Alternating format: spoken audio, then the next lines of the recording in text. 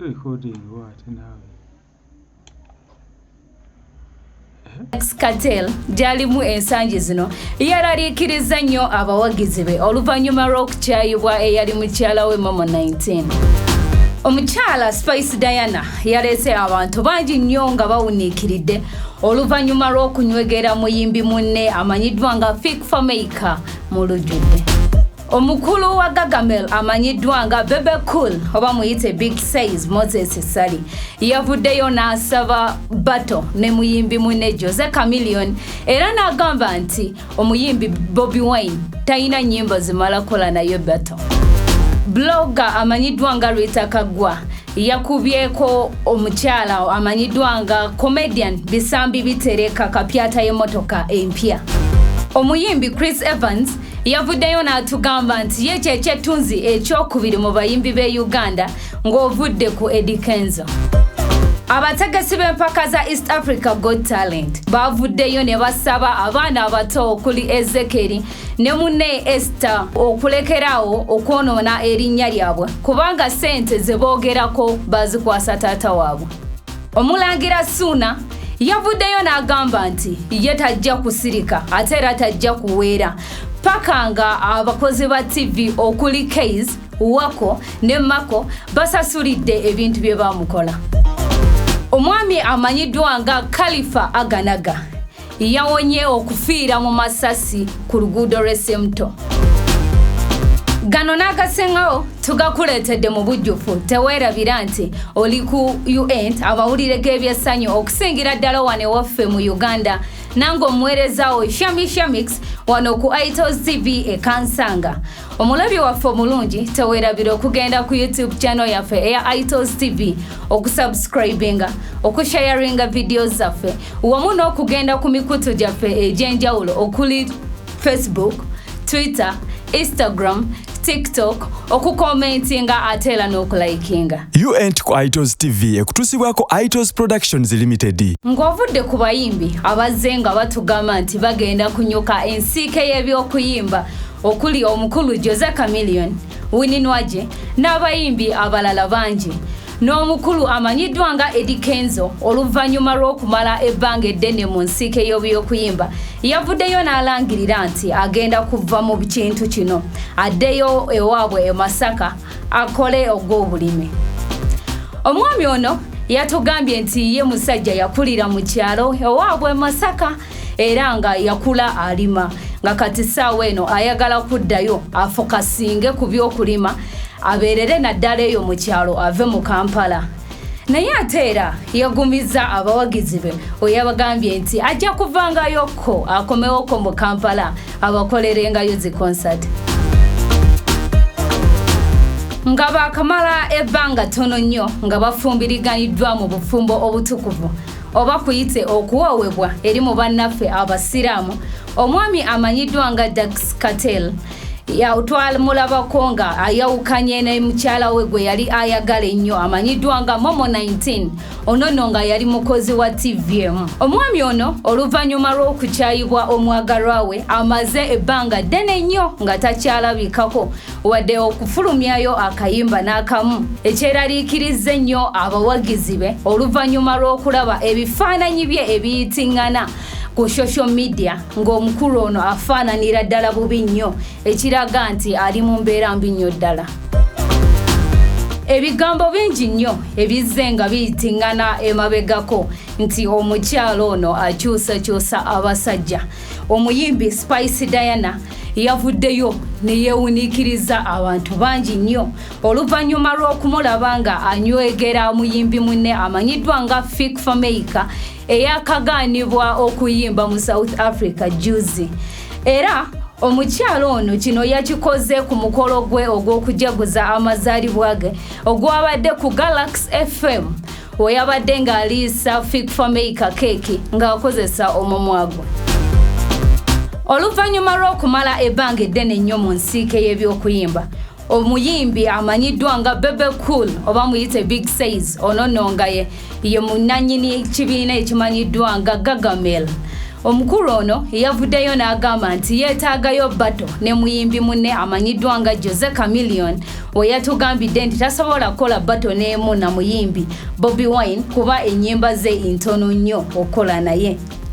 Omwami ono yatugambye nti kijja kuba kya buswavu nnyo okulaba nti bava mu nsike y'ebyokuyimba ye ne munne Chameleone kuba be bamu ku basuperstar mu Africa nga tebakozeeyo batto n'emu ng'ate bazze bazikola n'abayimbi abalala bangi.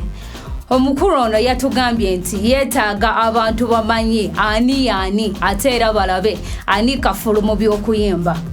Wanene era bwe yasinzidde n'asaba omukulu w'eggwanga nti nga tannaba kutta masomero baana kuddayo asooke ate ebivulo abaweeyo ennaku 3 mu Desemba okuva nga 1 paka mu January nga 1 basobole okunoonya fiizi z'abaana baabwe kubanga abantu bangi nnyo abakubifunamu mu bivulu bino bye babeera bakoze ate nga kati obwavu bubayinze tebalina wadde fiizi za kuweerera baana baabwe. Wadde nga omusango gwabwe gukyali mu kkooti, Omulangira Ssuuna yavuddeyo ne yeewera nti ye tajja kuwummula paka nga abakozi ba TV okuli Wako, Mako ne Keys basasulidde ekintu kye baamukola. Ono nno yagambye nti ye tajja kuweera wadde ekigendererwa kye si kyakulaba muntu nga asuspendingiddwa oba nga agobeddwa ku mulimu gwe, naye ayagala abakulu bano basasulire ekyokwogeranga ku bantu ebintu bye batamanyiiko mutwe n'amagulu. Omwami ono era yabagambye nti nga tebannaba kwogera kintu kyonna kivumirira abantu balala basooke batunuleko ku gyenvudde waabwe bamanye wa gye bava awo balyoke bajje boogere mu bantu. Oluvannyuma lw'okuvaayo ne bakaayana era ne balaajana olw'obutaweebwa ssente zaabwe $50,000 ejja dola ze bawangula mu mpaka za East Africa Got Talent. Abakulu abategeka empaka zino bavuddeyo ne basaba abaana bano abato okuli Esther ne munne Ezekiel Mutesaasira bambi obutayonoona amannya gaabwe kubanga ssente ze boogerako bazikwasa taata waabwe. Abambi bano bavuddeyo ne batugamba nti empaka zino we zaali nga zigenda maaso taata w'abaana bano wamu ne maama waabwe tebazeetabaamu nnyo era nga abato bano balinga batambula nnyo ne anti waabwe amanyiddwa nga Gladys. Naye kasita bawangula taata waabwe n'agenda n'abatuukirira era ne bamukwasa $37,000 ejja dola. Bagambye nti nabo kati ssaawa eno baasoberwa ani ow'okukwasa balansi w'abato bano ku taata ne maama waabwe ali mu Canada kubanga obuvuyo bungi nnyo obuli mu famire eno era nga baagala budget eya ssente ze basooka okuwaayo abo balyoke babakwase balansi waabwe. Oluvannyuma lw'okutukubiranga obuyimba obuseeneekerevu, abayimbi okuli Binganta n'abavubuka ba B2C balabiddwako ku lukalala lw'abayimbi be banominatinze mu African Entertainment Awards ezibeera mu USA. Era nga wano omuyimbi Binganta bamunominatinze mu kategori y'aba dancehall artists ne ba B2C ne babanominatinga mu kategori y'aba best group artists. Bano nno bavuddeyo ne basaba abawagizi baabwe okwongerera ddala okubawagira nga bagenda ku mikutu gyabwe egya social media babalondere ddala nnyo olwo balyoke bavaayo n'obuwanguzi bwa awards zino. Oluvannyuma lw'okumala ebbanga nga bakubaganya ku birowoozo oba abayimbi ba gospel abasumba wamu n'abakulembeze b'amadiini balina okusasula omusaala ku mulimu gwabwe ogw'amaanyi ennyo gwe bakola. Abasumba abamu okuli omusumba amanyiddwa nga David Kiganda owa Christianity Focus Center Emengo Kisenyi yavuddeyo n'awakanya ekintu kino era n'agamba nti abayimbi bano tebateekeddwa kusasulwa ssente kubanga babeera bali ku mulimu gwa Mukama nga gwe baweereza. Ekyaviiriddeko abayimbi abamu okuli omuyimbi amanyikiddwa nga Danje Obusuura okuvaayo ne beewozaako ne bagamba nti balina okubanga babasasula ku lw'omulimu ogw'amaanyi gwe bakola kubanga kibatwalira ssente nnyingi wamu n'ebbanga ebbanga eddene nga bakola ennyimba zino ezitunyumira ennyo ate ng'era bateekamu kingi nnyo n'olwekyo balina okusasulwa wadde babeera nga baweereza Mukama.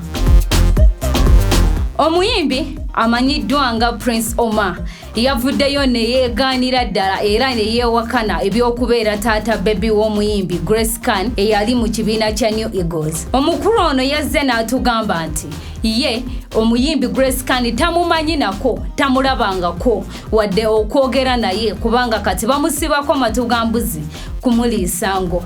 Era nga ne ku baby shower eyabaddewo juzi omukulu ono teyalabiseeko wadde ekyakaabizza ennyo mwana muwala ono. Ate ng'era emabegako twalabako omukyalo ono Grace Khan nga naye yavaayo wadde ali lubuto n'agamba nti ye bulijjo ali singo oluvannyuma lw'okukyayibwa eyali manyeneja we gwe baali bayita omukulu Kitonsa. Era nga kati ekyo kyamukuba wala nnyo ne kimukaabya n'amaziga nti ye tasobola kudda mu byakwagala. Omuyimbi amanyiddwa nga Mukiibi Sadat oba muyite Khalifa Aganaga yawonedde watono nnyo okuttibwa mu masasi agabadde gayisiŋŋanya nga gavuga ku luguudo lw'Essemuto we yabadde agenzeeyo okusayininga ku ndagaano y'ettaka gye yabadde ayagala okugula.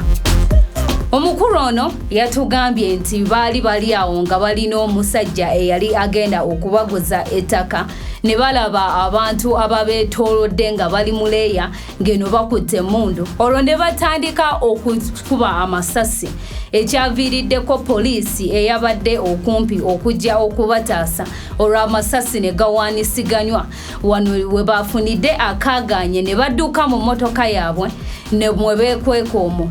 Wabakitegeeredde nno nti omwami ono eyabadde abaguza ettaka yabadde mufere kubanga ettaka yali yalitunda dda era nga bamubanja ne miliyoni 12 namba. Omwami ono yeebazizza nnyo Katonda eyabawonyezza okufa era n'abawonya n'ekkomera kubanga we baakuba amasasi tebyakomaawo baabatwala ne babasiba okubabuuza akana n'akataano. Oluvannyuma lw'okubalukawo kw'ekirwadde kya COVID-19 ekireetedde abantu abangi ennyo okugwa mu bwavu ng'ate n'abayimbi abamu wamu ne bakomedian era nabo kyabatwalira ddala mu bwavu anti comedy stores baali baziggalawo wamu n'ebivvulu.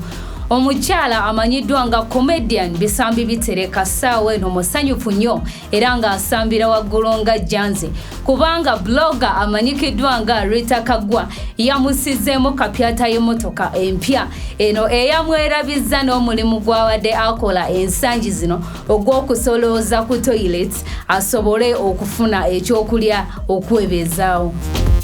Omukyalo ono yavuddeyo ne yeebaza nnyo blog ono Rita Kagwa kubanga yamunaazizzaako ennaku n'amaziga gonna g'abadde nago ate era n'amuzza ne ku luguudo. We tugendeko mu byemizannyo omu ku bakabaka mu kudduka emisinde gy'ensi yonna ate era ng'omu ku bakafulu wano ewaffe e Uganda omwami amanyikiddwa nga Joshua Cheptegei ku mulundi guno nno yamaliridde n'agenda mu bazadde b'omwagalwa we amanyiddwa nga Carol n'ayanjulwa mu butongole. Omwami ono omukolo guno baagukoledde mu disitulikiti y'e Kweni ogwasombye abawanvu n'abampi ab'Ebule ne Bweya omwabadde ne baddusi banne okuli Geoffrey wamu ne David abavudde e Kenya wano nga kwe kuli ne banne abawano ku butaka okuli Kiprimo, Kiprotich wamu ne Peruth n'abalala bangi nnyo abatambudde naye okwongera okujaguliza awamu ku mukolo. Nga bali mu kaweefube w'okusunsulamu ani anaakiikirira Africa mu World Cup, Uganda Cranes yakoze maliri ne ttiimu ya Kenya ku kisaawe kya St. Mary's ekitende era nga kati eri mu kwetegekera Mali. Jjukira nti Uganda Cranes okusobola okuva mu kibinja kyerimu okwesogga oluzannya oluddako yabadde erina okusooka okuwuttula Kenya wamu ne Mali kubanga eri mu kifo kya kubiri mu kibinja E ne points 9 zokka ng'ate era ekibinja kino kikulembeddwa Mali ne points 13.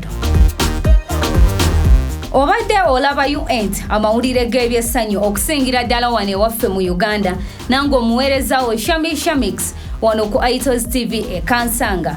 Teweerabira okugenda ku YouTube channel yaffe eya Itals TV osubscribinge ogabane videos zino ate era ogende ne ku mikutu gyaffe emirala okuli TikTok, Twitter, Instagram, Facebook olikinge ate era okomentinge.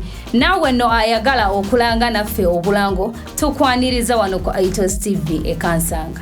U-Ent ku Itals TV ekutusibwako Itals Productions Limited.